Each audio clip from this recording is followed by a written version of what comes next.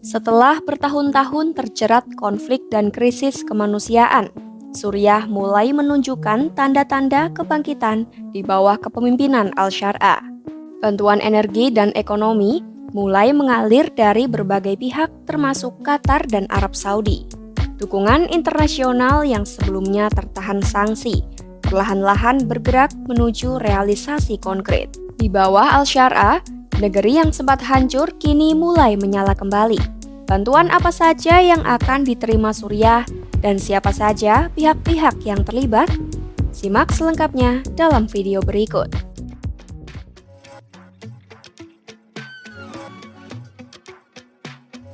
Qatar berencana menyalurkan gas alam ke Suriah melalui Yordania. Ini menjadi upaya meningkatkan pasokan listrik di negara tersebut dan mendukung pemerintahan baru yang menggantikan rezim Bashar al-Assad. Kesepakatan ini menandai bentuk dukungan nyata pertama dan paling signifikan dari Qatar kepada pemerintahan baru di Damaskus yang sebelumnya sangat ditentang.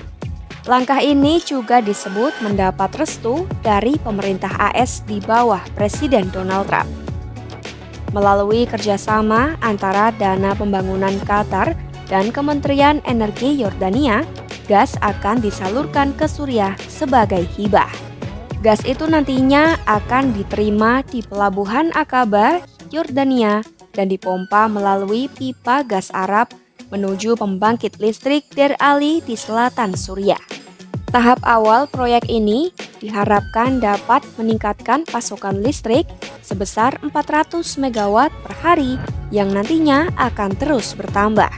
Kondisi ini penting mengingat saat ini pasokan listrik di Suriah sangat terbatas dengan listrik hanya menyala sekitar 2 hingga 3 jam per hari di banyak wilayah.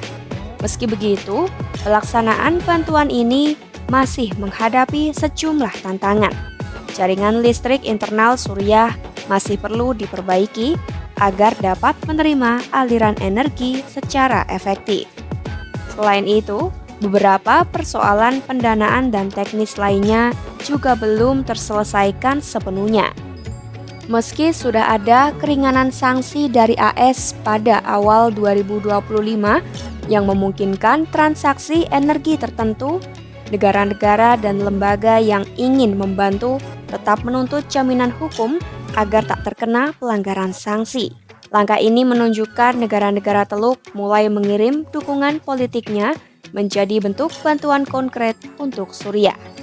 Namun, meski ini adalah awal dari keterlibatan yang lebih luas, efeknya terhadap pemulihan ekonomi dan sosial Suriah secara keseluruhan masih akan sangat bergantung pada konsistensi dan keberlanjutan dukungan internasional di tengah sanksi dan ketidakpastian politik yang masih berlangsung.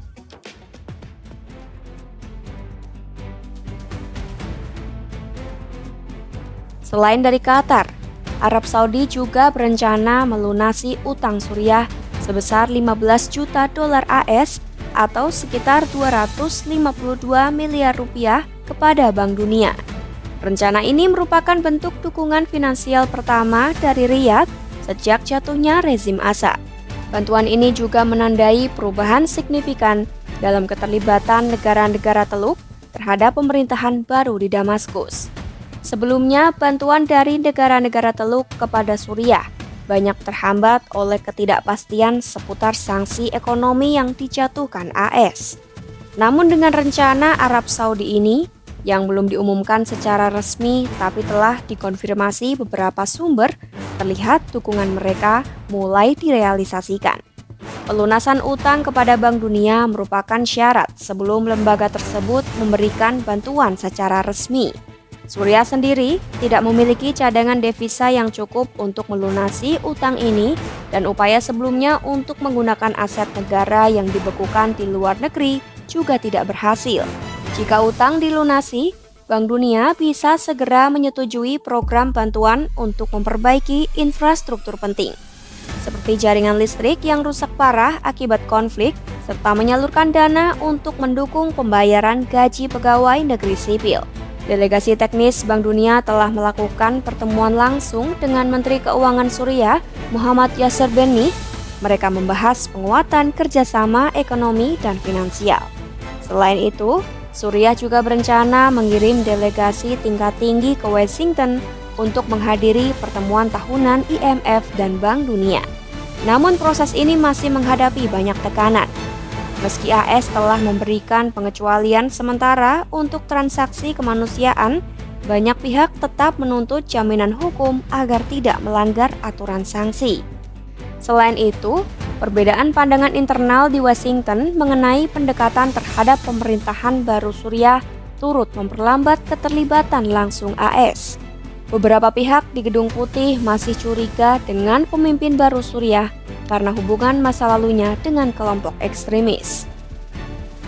Bantuan dari Qatar dan Arab Saudi menandai awal pemulihan nyata bagi Suriah pasca penggulingan Assad. Qatar memasok gas melalui Yordania untuk mengatasi krisis listrik.